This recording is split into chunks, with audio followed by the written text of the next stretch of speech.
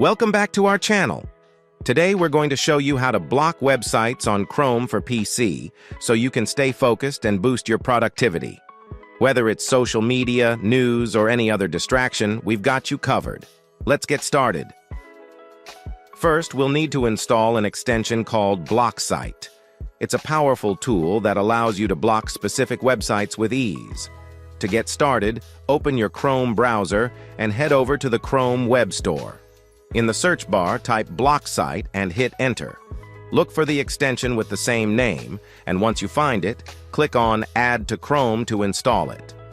After the installation is complete, you'll see the Block Site icon appear in your Chrome toolbar. Click on it to open the extension. Now, let's add the websites you want to block. In the Block Site dashboard, go to the website you want to block, then click on the Block Site extension and click on Agree button. And there you have it. You've successfully blocked websites on Chrome for PC using the Block Site extension.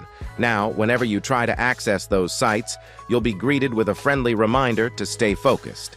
That's all for today's tutorial on how to block websites on Chrome for PC. If you find this video useful, please show your support with a like. Your feedback is invaluable to us, so feel free to share your thoughts and suggestions in the comments section below.